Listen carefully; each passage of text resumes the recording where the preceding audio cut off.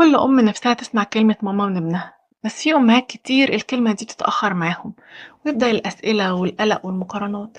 ليه ابن صاحبتي بيتكلم وابني لأ؟ يمكن أنا السبب، يمكن التأثير من عندي. بس الحقيقة يا جماعة إن في حاجات كتير بنعملها كل يوم من غير قصد بتأثر تأثير كبير على كلام ولادنا، مش لأننا شاطرين ومش مهتمين، لكن لأن محدش قالنا إن الحاجات دي ممكن تكون غلط وبتأثر على كلام ولادنا. النهاردة عايزاكي تهدي وتتفرجي على الفيديو ده للآخر، مش عشان تلومي نفسك، ولكن عشان تبدأي من النهاردة تساعدي ابنك بالطريقة الصح. كتير من الأمهات لما تلاحظ إن ابنها اتأخر شوية في الكلام تقول سيبيه سيبيه، بكرة هيتكلم لوحده، ده لسه صغير. لكن الحقيقة يا جماعة إن احنا بنفقد وقت مهم قوي بالنسبة للطفل. المخ أول 3 سنين بيكون في حالة نشاط رهيبة، بيتعلم فيها الحركة واللغة والتفاعل. وكل ما نسيب الطفل في الوقت ده من غير تفاعل ومن غير تحفيز، كل ما فرصة إنه يتأخر في الكلام بتزيد أكتر. مثلا طفل عنده 2 سنين ما بيقولش غير ماما وبابا، الأم شايفة إنه ده طبيعي لأنه بيشاور وبيفهمها، بس الحقيقة إن دي بداية تأخير.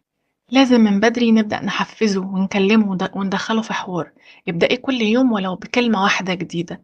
الكلمة اللي هيسمعها 100 مرة النهاردة ممكن يقولها مرة بكرة. أكتر حاجة بتكسر قلبي لما أمي تقولي أنا بسيبه يتفرج على كرتون تعليمي، دول بيتكلموا إنجليزي مفيد جدا. لكن الحقيقة إن الكرتون والموبايل بيأخروا الكلام أكتر مما نتخيل. ليه؟ لأن الطفل علشان يتكلم محتاج إن هو يتفاعل. في الكرتون والموبايل هو بيبقى مجرد متفرج، مفيش تفاعل، مفيش رد، مفيش مشاعر. يعني لازم يسمع صوت إنسان حقيقي ويقدر يبصله ويتفاعل معاه. لكن الكرتون ولا هيقف يستنى رده ولا هيتكلم معاه.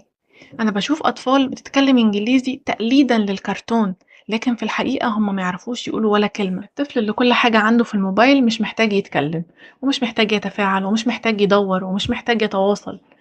أم بتقولي أنا ابني بيقعد 3 ساعات على الموبايل ساكت ومبسوط، وأول ما بشيله منه بيفضل يعيط ويصرخ ومش عاوز يلعب. ده معناه إن التواصل عنده اتبدل، بقى الجهاز هو العالم بتاعه بدل الناس. ممكن نعمل حاجة ونبدأ بيها، قاعدة اسمها ساعة شاشة بتساوي ساعة تفاعل. يعني لو قعد نص ساعة على الموبايل يبقى فيه نص ساعة لعب بالكلام، زي ان احنا نقلد اصوات حيوانات، ان احنا نقول بعض الكلمات. في اطفال بتتأخر في الكلام مش عشان هما مش عاوزين يتكلموا، ولكن عشان هما مش سامعين كويس. ممكن يكون في سوائل ورا الاذن او التهابات متكررة هي اللي مخلياهم مش قادرين يلقطوا الكلمة صح او الاصوات صح. نعرف منين ان هي دي المشكلة؟ لما يبقى طفلك مش بيستجيب بسرعة لما تنادي عليه، لما يكون مش بيعرف يميز ما بين الأصوات، فضروري جدا نروح لدكتور أنف وأذن يعمل لنا مقياس سمعي يطمن على ابننا. أوقات كتيرة المشكلة بتتحل بقطرات بسيطة أو متابعة. ساعات بنأذي ولادنا من غير قصد، زي أم شايفة ابنها عطشان تجري تجيب له مية من غير ما يطلب، جعان تاخد الطبق تحطه قدامه. بس كده هو مش محتاج يتكلم. الفكرة إن الكلام بيبدأ من الاحتياج، ولو كل حاجة بتتحقق من غير ما نطلب مفيش داعي للكلام. خليه يشاور أو يتكلم أو يحاول قبل ما يطلب الحاجة وياخدها.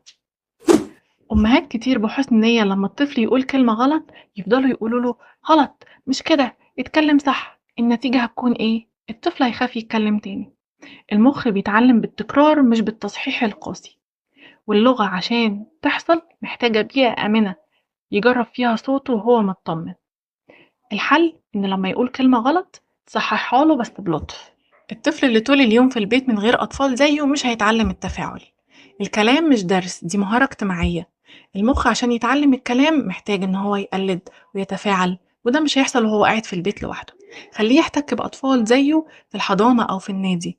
المهارات الاجتماعية والتفاعل الاجتماعي بيجيب نتيجة أكبر من أي جلسة فردية. أكتر وقت بيتعلم فيه الطفل الكلام هو وقت اللعب. اللعب مش وقت ضايع، اللعب وقت تعليم. من اللعب بيقدر يتعلم كلمات، مواقف، مشاعر.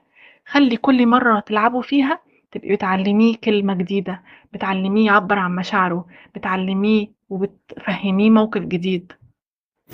عايزة أقولك في الآخر إن مفيش أم مقصرة، بس في أم لسه معرفتهوش الطريق الصح، وانتي النهاردة عرفتي. مفيش حاجة اسمها ابني مش هيتكلم. حاولي واسعي واستعيني بالله، وكل كلمة وكل ضحكة وكل لعبة بتعمليها معاه هي خطوة ناحية النطق الصحيح. حاولي النهاردة وابدأي النهاردة بإنك تقولي له كلمة، وحتى لو مش بيرد غير بعينه أو بحركات بسيطة فده تواصل. وافتكري دايما إن الكلام مش معجزة ولا حاجة، الكلام عادة بنتعلمها سوا. وما تنسيش تدعميني بلايك واشتراك.